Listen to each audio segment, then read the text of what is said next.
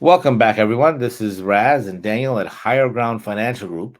And we talk about reducing the three biggest killers in retirement: risk, fees, and taxes. So you can go to our website to find out more, riskfeestaxes.com, and you can schedule a free consultation with us. We'll be happy to talk to you and give you fiduciary advice for you. And one of the funny things is people sometimes focus on just one of those, like taxes. I got to reduce taxes. I got to reduce taxes. And they don't think about the risk or the fees because they don't think that those are real, that they're a real problem. And Yes. I would say that, you know what, at least when you pay taxes, you're going to get roads and hospitals, right? When you lose money in the market through risk, you get nothing. You get no benefit to you. Okay. Fees. If you pay fees and it goes to your advisor for something that you're not getting a benefit for, then your advisor's getting rich without benefiting you. And I'm sure fees are fine to pay for if you're getting something you want for it, but you got to look at all three of those: risk, fees, and taxes to see what is taking money out of your pocket. And there are many ways to minimize those. And one of the things that comes up a lot is real estate. Now, real estate can be a great way to diversify your assets, but it can also be a great way to diversify your taxes, right? Yes. It can be one of the best tax efficient ways to invest if you have the right property and it's doing the right thing. But wait, So, what about legacy? If you tie up all your money in real estate, how does that affect your legacy? well, when if it's done properly, your kids will inherit that money or those properties without any tax at all, any capital gains at all. Wow. So even though I might be depreciating the property, taking tax benefits now, my kids, it doesn't hurt them at all? Correct. They would inherit with no capital gains. Now, there may be estate tax. We could get to that later. But rental properties are a very useful area in order to produce cash flow and to reduce taxes. Now, let Well, me, first of all, rental property is a very polarizing word, right? There's people that are like, I will never, ever, ever have a rental property. And some people say, rental property is the only way to go. Don't put any money in the stock market. Well, the thing is, you shouldn't put all your money in one basket anyways, right? To begin with. But rental properties doesn't mean you have to be a landlord. Okay. When you're looking to get retired and not be that uh, you know pulled in different directions, being a landlord can really be a hassle. so what do you mean? How can you own a property and not be a landlord? Well, there's property managers in place. And the tough part is finding the right property manager at the right expense that's going to actually keep your best interest in mind and do the job they're supposed to do. And that's hard to do because there's a lot of property managers that really are not worth the money you pay them. So you need to find a good property manager. But one of the things, and we're speaking specifically about real estate investing as it relates to retirement planning, right? So there's a lot of different types of real estate investing you can do. You can do construction. You can build new homes. Buy a lot, build on it, sell that. You can flip houses. You can buy a foreclosure or Or you can write buy down a and house. hold and buy and hold and wait for appreciation. There's a lot Yep. of different things you can do. And so most people, or not most people, many people, when they think about investing in real estate, they are thinking about, well, where can I buy something that will be worth more in the future? Appreciation. And in the context of retirement planning, that is a terrible way to think about real estate. You do not want to be buying real estate for the purpose of hoping it goes up someday in value if you need this money for retirement, because you're not getting income. If Right. you're not getting consistent positive cash flow, and you will not be in the near future from your property, it's not a good property. I talked to somebody just the other day. They have a $500,000 rental property. They bought quite a bit ago, and they're hoping it's going to go up. It went up in value a little bit, but they're losing money on it because after they pay the mortgage and the expenses, their rent is barely covering it. And whenever they have a maintenance issue, they're actually losing money on that property every year. But someday it'll go up. Someday it'll go up.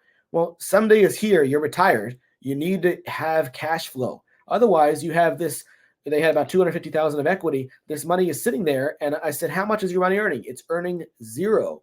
So you have $250,000 invested, but it's not earning anything at all because you're only hoping it might go up in value, but you can't actually spend that. All right. So, Dave, what I'm hearing from you is that money is only good if you are able to spend it, right? If you Yes. can take a picture of it, put it on the wall, and can't touch it, it's no good to you. It doesn't do you anybody good. It's maybe you have bragging rights. You can talk to your friends at the golf course or at the country club, say, "Oh, I have $10 million worth of property, and I'm going broke maintaining that property." But you don't tell them that part. So it's not about the actual amount or the what you have. It's cash flow.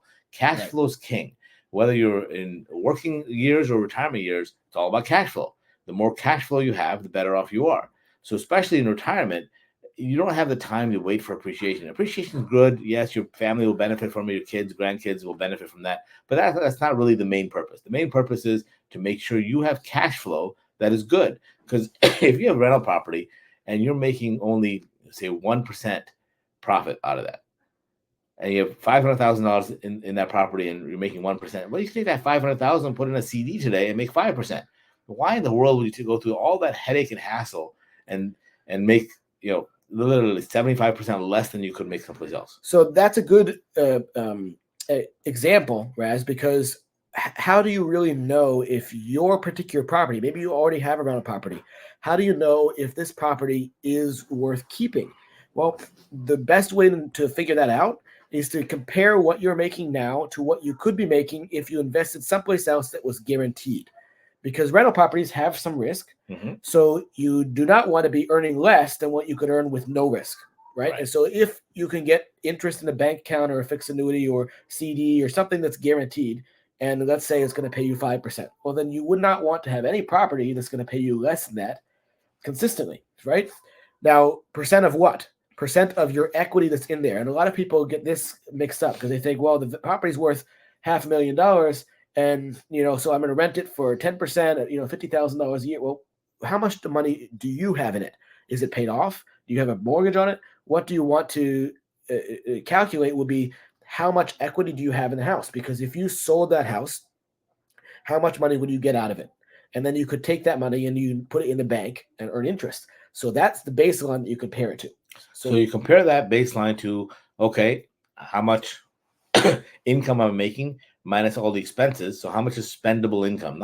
If you're making $3,000 a month in rent, but if your expenses are $3,200, you're not making money, you're losing money. Right. But let's say your expenses are $2,500 and you're making $3,000. Well, that's $500 of income.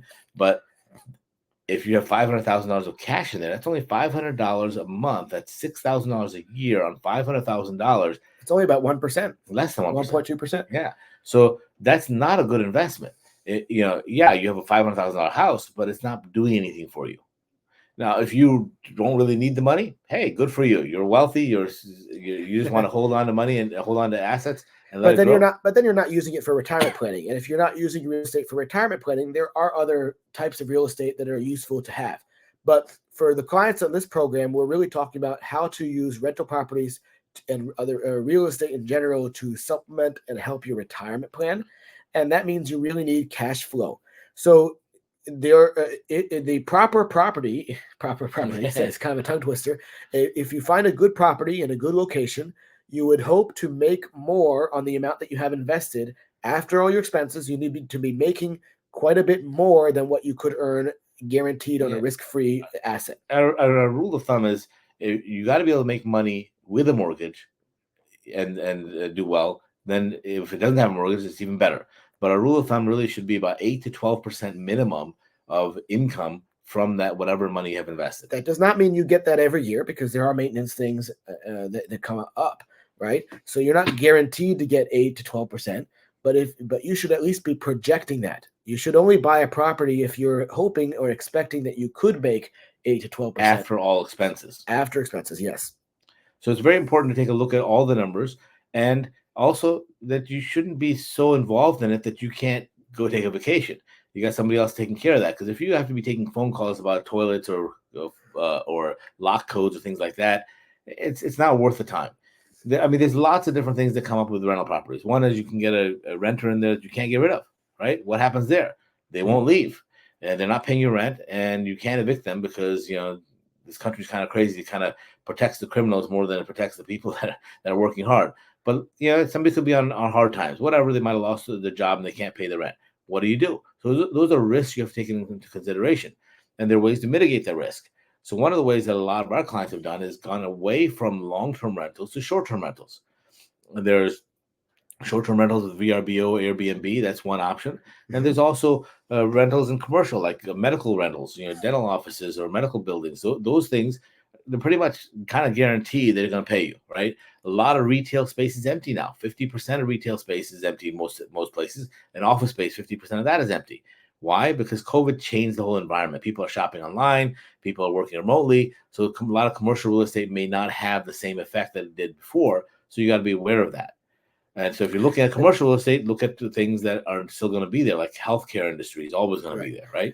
And so if you want to learn more about how real estate may be a good piece of your retirement plan, go ahead and make an appointment with us. Go to our website, riskfeestaxes.com, and we'll be happy to talk to you one-on-one. Now, we are not realtors. We are not a real estate company. I am a tax attorney, and I do the math on whether it's going to be profitable potentially for you. And we help you find out what is the best strategy and how much might make sense to have allocated to real estate for retirement income. Yeah, so Daniel's a tax guy. We're the numbers people. We look at the math behind it and we show you the math. And once you have that information, then you can make better decisions whether it makes sense. And what if you have an underperforming property? I mean, we're talking to somebody right now. Earlier today, we had an appointment, and they had a property that they paid off. It was worth $350,000, and they're only making $1,000 a month in rent. And we looked at the numbers and like, wow, this is really not anything. You could take that same $350,000, put it in a CD, and make 3 times as much money. So what do we do? So we looked at AirDNA that told us, what the occupancy rate was. We looked at the Airbnb and see what the place they're renting for, and we're talking about strategies of changing over from a long-term rental to a short-term rental. And instead of making $1,000 a month, now she can make $1,000 a week if you do short-term rentals. It doesn't work like that in every place, and you have to make sure that it is allowed with your HOA and things like that. So those are things you have to take into consideration. But really, look at the math. Don't do it out of emotion. Look at the math. Make sure the math works. And so the most important thing to remember about real estate in retirement is if you're using it as part of your retirement plan, it needs to be income-producing real estate. You need to make more than what you could make guaranteed somewhere else. And if you have it set up properly, it could be tax-free income. So we love real estate as part of our clients' retirement plans. It really makes sense to have it as a piece. It's good for tax-free income if it's set up properly because of depreciation. But go ahead and make an appointment with us. Go to riskfeestaxes.com, and you can learn more about real estate and other things, all about reducing and eliminating those 3 biggest killers in retirement planning, which are risk, fees, and taxes. And we look forward to talking to you soon.